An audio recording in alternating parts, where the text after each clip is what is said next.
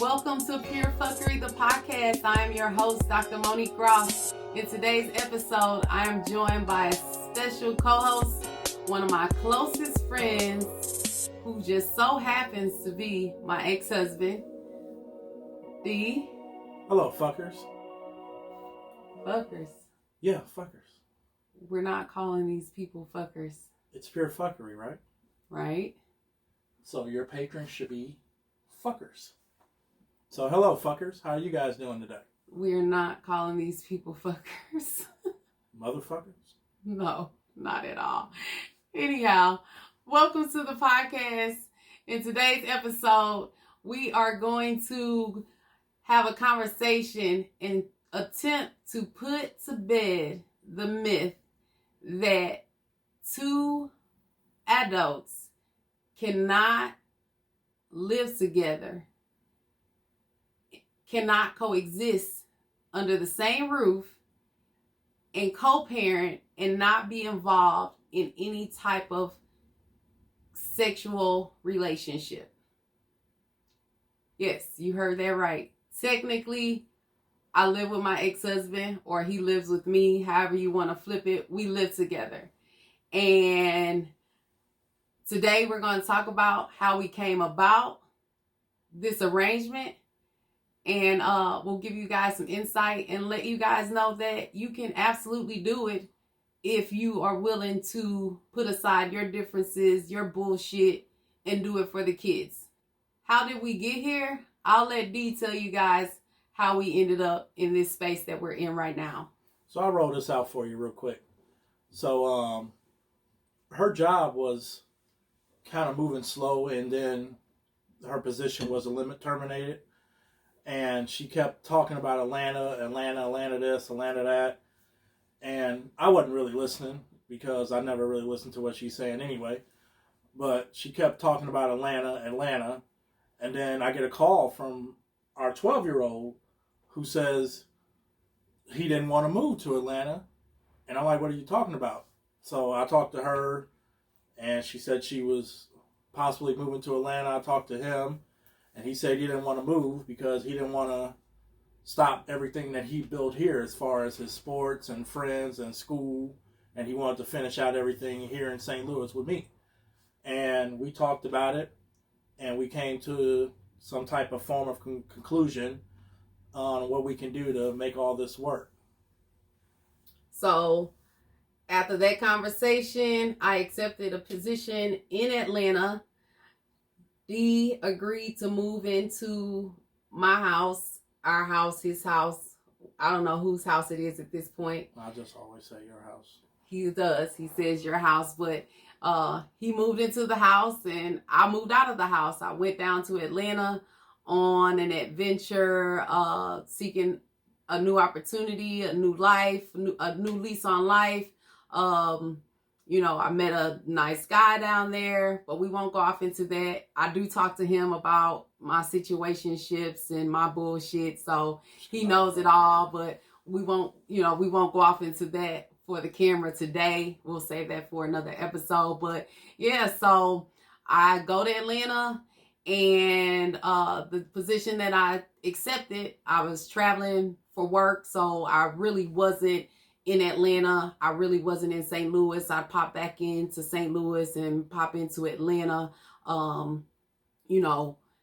as work allowed me to. But for the most part, I lived between the two, but was on the road more so than anything. And then coronavirus struck. And I made the decision that I felt was best for me. And that would be to come home and quarantine with my boys so that I would have the opportunity to spend time with them as a family, take this opportunity to just, interact with them and spend some much needed quality time that we hadn't had the opportunity to spend in probably the last year or two with our oldest son going off to college and whatnot. So I come back home. I remember I arrived home and I said, honey, I'm home. And Damon's response was, I'm like, what the fuck? I just moved all my shit into this place. I'm not moving my shit back out. So something has to be figured out. We have to figure something out because I'm not looking for another fucking place to live. Those were my exact words. And true that. I didn't want to look for another fucking place to live. And so we agreed. He stayed. He moved into the guest room. I moved into my room. And we are currently... Guest area. Whatever. That's what I call it. I call it an area. Well, either way you flip it, he's in the guest room, guest area, and I'm downstairs in my room. It's a split level house. I typically don't go upstairs unless it's to cook or interact with the kids. They usually come down to my area, to my bedroom, and I'm stuck in my area. Bother me. You're not stuck in your area. You come and go as you please. We rarely see each other, actually. And I know that sounds crazy for two people that live together. He works. I'm not working per se. I'm in the house on quarantine with my boys. So, he leaves out early in the morning for work. We see him late afternoon, early evening most days. And, we just do what we have to do. Well, for the most part, the only interaction that we really have is we grocery shop, and if there's a plan to be made for dinner, that's kind of pretty much our interaction. Yeah, we cook together. We do. We get in the kitchen and we cook up meals together. Whatever. Like, we do what we have to do. Our kids are first and foremost at the end of the day, and it works. It works for us. It works for the kids. I personally think that on one hand, they love that he's in the house because it's more of a structured environment when he's around, rather when it's just me. It's a little more relaxed. We kind of move to the beat of our own drums. With Dad in the house, it's a little different. It's a little more structured, a little more militant. He's military. So, the things that the boys would typically do when it was just me in the house, I don't see that happening as often. The running through the house, the slamming of doors, unless he's not in the house, unless he's not here. So it works. It works. Yeah, I'm a big fan of silence. I don't really like all the noise. Yeah, he's used to his silence and living alone or what have you. So, the ruckus kind of gets to him.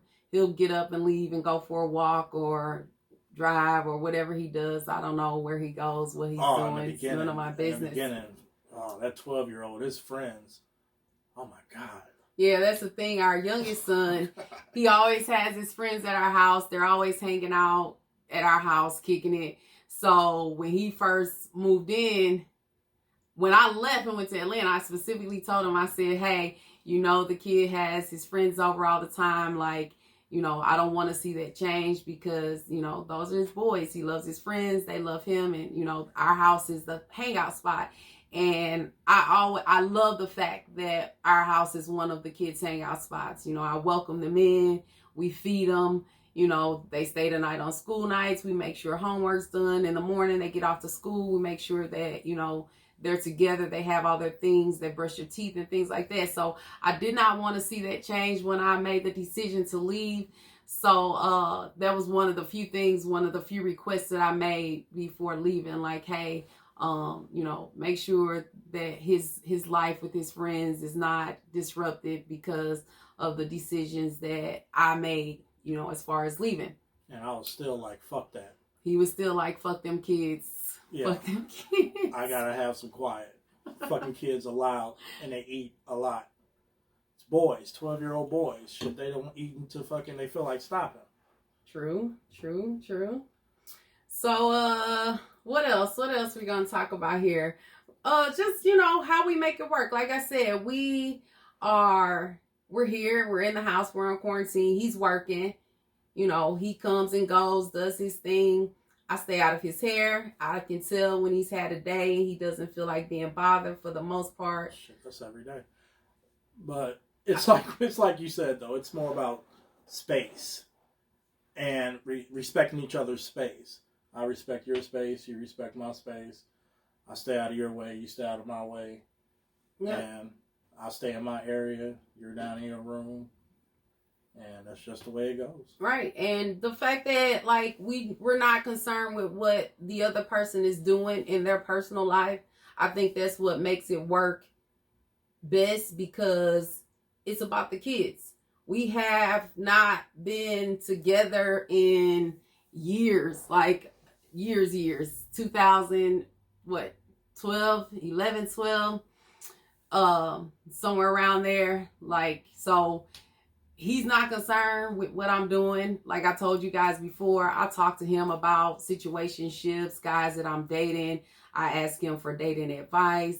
He gives me the best advice, honestly. That's why I consider him one of my closest friends. He's there for me. He supports me in all of my fuckery, all of it. He encourages it for the most part. Some days he's like, Mo, what the fuck? Shut the fuck up. Get the fuck on. Like, I don't want to be any parts of it. You have to know that I literally had to beg him to come on and be a guest on the podcast. But at the end of the day, I know that he has my best interests at heart. And he genuinely cares about me as a person. It has nothing to do with our bullshit of the past. We've far exceeded all of that. We've moved so far past it. And both of us, we're just in different places in our lives. We're grown ass people. And we just realize and we understand, we get it. It's not about us. It's about those boys and them seeing them not being subjected to our bullshit and not being subjected to our dysfunction. And I know y'all probably say, well, shit, this is dysfunction in itself that you guys live together. We do, yeah. And our kids, they know that we're not together. They know that we're not in a relationship or anything of the sorts, that we're not dealing in any capacity.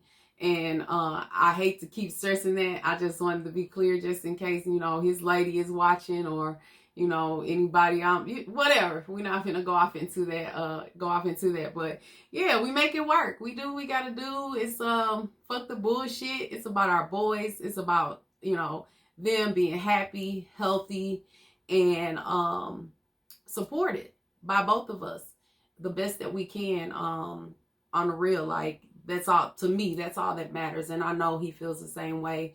I know that our love for our boys and us being supportive of them and everything that they choose to do in their lives is what matters to us.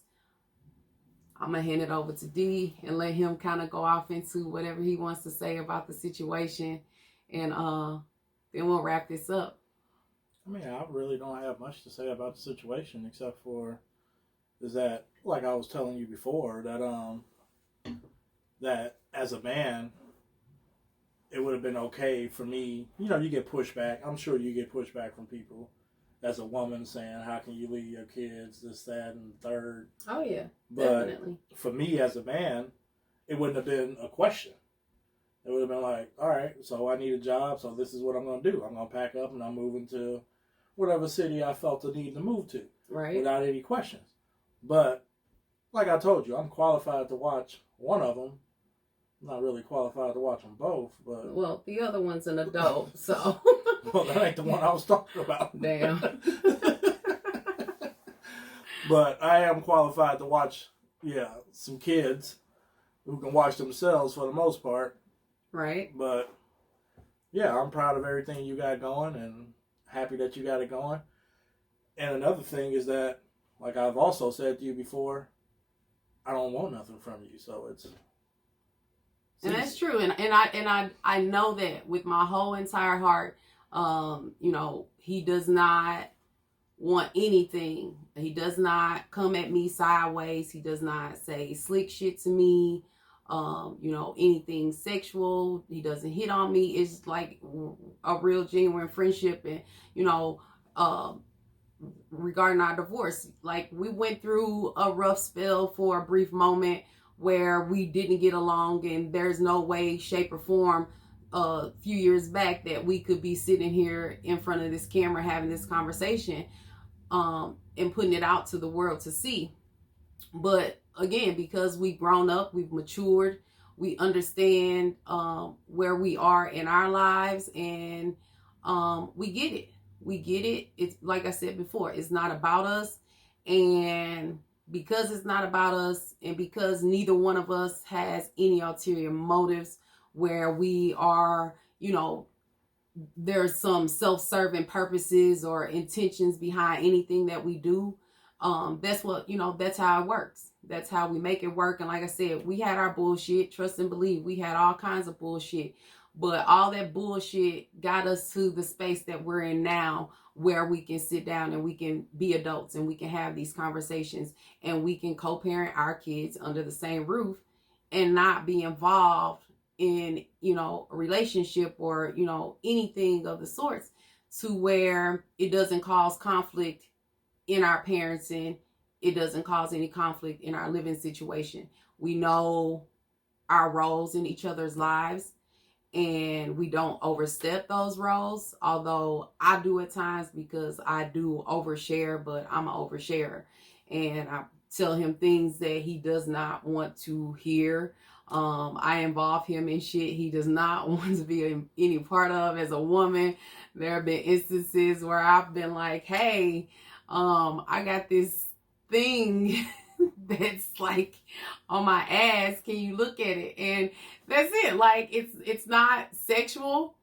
He'll tell me, or he'll take a picture of it. I don't know. I don't even know why I even opened up and shared that with you guys, but that's real. Like, when I'm not dealing with anybody, he's my go-to person. And I'm not saying go-to for, anything sexual. He's just my go-to person. When if I'm dealing with somebody, I'm not asking him for shit, because if I'm dealing with a man, I have no business asking another man for shit. But when I'm not dealing with nobody, he's my go-to person. And I know I drive him fucking crazy, because I go to him for it. He has my back and I got his, and that's how it's supposed to be. And people don't understand that you're supposed to have each other's back, because at the end of the day, once again, it's not about us. It's about those boys. And if I'm struggling with something, if I'm, struggling to make ends meet or whatever the circumstances, he's there. And vice versa. If he called me up, although he does not, because, man's pride, he don't call me for shit. But when he do, if and when he do, I'm there. If I got it, it's his. And he knows that, although he says he doesn't. He knows that. Like, I rock with him the long way, because it's hard to come by genuine ass people. And as a woman, it's hard to come by genuine men who don't have any self-serving intentions or, ulterior motives towards you as a woman, and to find somebody, yes, we were married, we have kids, but we're past all that. We've moved on with our lives. We're in different spaces, and we do what we got to do.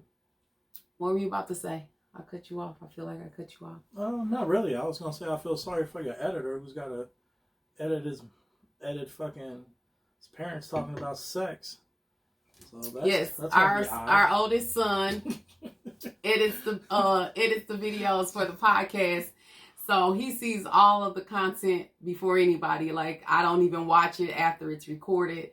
I give it to him to do the edits, and then he provides me with the complete edited copy to put out to the world. So yeah, he might be a little uncomfortable to hear us have this conversation, but he knew that it was coming. He knew that we were going to be having this conversation.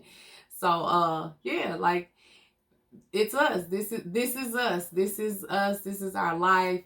This is what we're doing. As soon as coronavirus is over with, I want to be on the first motherfucking plane smoking out of here. Man, I can't wait to get back, put you on that plane myself, on the road, and be away from home. Like, I love being home. I love my boys. I love this dude. Sometimes, like, for real, it's nothing but love. Like, and I miss them when I'm gone. But when I'm at home, I'd be like, what the fuck? Like, that's just me. It's my personality. I like that freedom. I have to have that freedom. Hey, it's just pure fuckery when you're here. It is. See it's pure. He did tie that in. It is definitely pure fuckery when I'm home because I uproot the routines. But thank God, like I said, we're on coronavirus lockdown, so I'm not doing too much uprooting of their routines because, they're home anyhow. But yeah, it's nothing but fuckery when I'm home. It's a comedy hour. The relationship I have with the boys, the bond that I have with the boys, and, not to take away from the relationship that he has with them. It's just a different type of relationship. It's a very different type of relationship because I straddle that line where I'm tough on them because they're young men who are going to be men, and I straddle that line. So it is a very tough relationship because I ride them and ride them and ride them because they're going to be men one day, and they don't see that as of right now. You never see it when you're 20 and 12 years old. You don't see it as a kid, but they'll see it as they get older. But you're right, it's a totally different relationship. They open up to you a lot more than they would open up to me because I give them 100% raw. Fuck that shit. It ain't gonna work. I don't fucking. That's exactly what he says to those build kids. It on them or fucking no shit like that. He doesn't sugarcoat it. And yeah. I don't sugarcoat it. Well, you don't sugarcoat it either. But you with those kids. You will fucking nurture their dreams where I will just crush those motherfucking dreams. True that. Because when the oldest kid decided he's gonna be a rapper, I encouraged it. And you did too. I bought him a beat machine. You did, exactly. And fucking then I was like, I never fucking heard you spit a verse. Right. And so, Then he said he was going to produce the 12-year-old. And that never happened. Yeah, the 12-year-old. Neither one of them ever got in the studio. So, it is what it is. But he'll kill their dreams. And I won't say kill their dreams because he's just like me in a sense where whatever the boys want to do, we're going to support them as best that we can.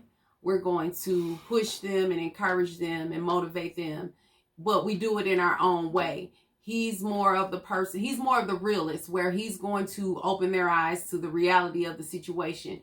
Me, I'm a dreamer and I'm going to open their eyes to their dreams. I want them to use their imagination. I want them to dream a bigger dream and believe that they can accomplish and achieve anything that they put their minds to. I have these deep conversations with them. Matter of fact, I just had one with them both this past weekend. And, I talk to them. I talk to them about everything under the sun. If you met either one of our boys, you would think that they're very sheltered kids. They are not sheltered in any way, shape, or form. If not because of both of us, definitely because of me, because I don't hide anything from them. I talk to them about everything. I tell them not everything, but I tell them shit that I feel that they need to know as my children. I talk to them about life, and I give them, real hard life lessons, and just let them know that it's not always going to be rainbows and marshmallows and fucking 4-leaf clovers and leprechauns. Like, I give them the real, the gritty, the gutter, the honest truth about shit. When they come to me and ask me stuff, I tell them, I keep it 100 with them at all times, at all costs. But in the same breath, like I said, you see them and you would assume that these are two very sheltered kids, but they're not. They know more than I think they know, and that's for damn sure. Yeah, you give it to them raw, but I give it to them like really raw and uncut to the point where they just won't talk to me about certain things, which is fine because, like I said before, I straddle that line and I know it. But in the end, it'll all pay off. As they get older, they'll understand. When they start having their own kids and going through their own things with females and everything, they'll totally understand why I'm the way that I am, or why I was the way that I was with them growing up. It's kind of like with your own parents. You understand why they were the way that they were when you were a kid. So this is what we're doing, and we have our own shit. We have our own lives outside of us coexisting together. 2 years ago, I went out to Cleveland to attend a wedding with a friend of mine, and on the way back from Cleveland, I met this guy in the airport, and our flight was delayed in Cleveland, so we ended up spending 4 hours in the airport out in Cleveland and had a layover in Atlanta. And once we arrived in Atlanta, he sat in the airport and waited with me for a few hours until my flight arrived, and we ended up basically spending like 6 hours together that day and really got to know one another as best as we could in the time frame. And after that, we went back and forth via phone conversation. Eventually, we started meeting in the middle, going back and forth, meeting each other. I would go down to Atlanta often, spending time in Atlanta. And, that's how I came about when my position at work was eliminated. It just seemed like the perfect opportunity for me to look at other positions outside of our hometown. So I started looking at Atlanta, and the position presented itself. And when everything kind of aligned the way that it did, with D agreeing to move into the house, and because Daniel didn't want to go to Atlanta, that broke my heart. That broke my whole heart that he did not want to go with me. But I understood. I got it. I would have never uprooted our oldest son and moved him across the country for any reason at all. So when Damon stepped up and said, hey, I got this as a man, and like he said earlier, most men wouldn't, and you typically don't hear about the mother leaving their kids with the father. You typically hear, stories of, the father leaving the kids with the mom. But in this situation, it was a different situation. It worked out for all of us, all parties involved. And again, we have our own lives. I have that situation in Atlanta, although with me making the decision to come to St. Louis and quarantine with my kids rather than quarantine there in Atlanta, that posed a conflict. But, at the end of the day, my boys are my number one priority. And it was a no-brainer for me, quarantine here in Atlanta or quarantine at home, or quarantine in Atlanta or quarantine at home in St. Louis. It was a no-brainer. So I came back home and, just kind of swooped in on everybody's routine that they had already set up. And Damon's personal life, he has his own shit outside of our house. He has a whole situation outside of our house, but I won't go off into that. I'll let him tell you guys about his situation outside of our home. Yeah, for me, I guess it was about maybe 3 or 4 years ago. I also met someone and got to know that person. And 2 years ago, almost 3 now, so I have a 2-year-old who almost be 3, that came from me meeting this young lady. And the conversation for me to move back in here was actually not as rough as I thought it was going to be. She totally understood and accepted the fact that I was going to make a sacrifice for my son to stay and do what he's going to do. So for those of you who are listening who's keeping count, yes, I have a 20, 12, and 2. Yeah, it's all over the place. I get that. But yeah, the sacrifice was made, and you just keep rolling. Every day is different. I agree. And, again, it's all in what you make of it in your co-parenting situation. Our situation is not going to be for everybody, but for the people out there that question whether or not 2 people can actually coexist, raise their kids, not be involved, and still have outside relationships with other people and still have their lives outside of their household, it can be done. It's just a matter of your maturity level. It's a matter of, what your intentions are. If you're still obsessed in love with the person, there's no way you're going to be able to coexist under the same roof, because that tension is going to always be there. But because we love each other, but we're not in love with each other, and we've come to terms with that. We've come to the realization that we are absolutely better off friends. D and I, we grew up together. We went to school together. He and my brother were the best of friends at one point or another. And, we had our shit all through high school, through our 20s, early 30s. And, we moved past it. We moved on. And right now, our focus is these boys that we're raising, our two that we have together, and then his one that he has on the other side of town. That's his business. I don't get involved in it. I don't ask him too many questions. I do inquire because I'm a woman. I'm nosy. I be wanting to know shit. That's just in my nature. But, he tells me what I need to know. I remember when he told me that, he had a kid on the way. It kind of fucked me up. But I was like, oh, okay. And I had to really check myself, like, that ain't got nothing to do with you, Mo. So I had to let that go and accept the fact that, hey, he has another kid that he's responsible for. And, I want him to be responsible for that kid, regardless of the situation with us. There's no drama. There's no beef.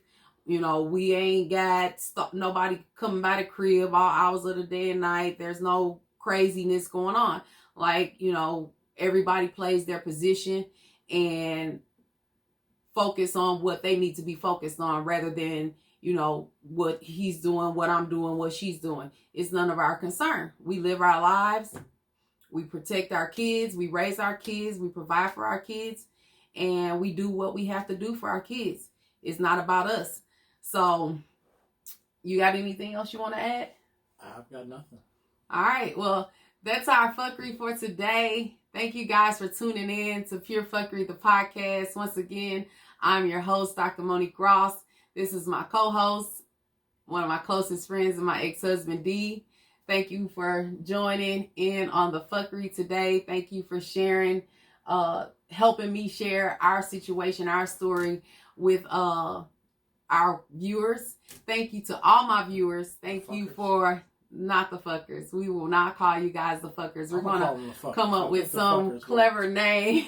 I think the fuckers work. I think that really works. No, we're going to come up with some clever name. If you guys have any ideas of what we should call our hive, our followers. Thank you, fuckers. Let me know. Like, drop them in the comments on YouTube. Hit that... Hit me an email on our website, purephuckery.com. The website is, or the email address is contact@purephuckery.com. Shoot me an email, shoot me a message, follow me on Instagram, So Sophisticated One, So SOO Sophisticated SOPHICASTED 1 on Instagram, Facebook, Monique Ross, and Twitter, So Mo. Follow me there. Give me shout outs. Let me know what you think of the latest episode of Pure Phuckery the Podcast. And we will catch you all in the next episode. Fuckers. Bye.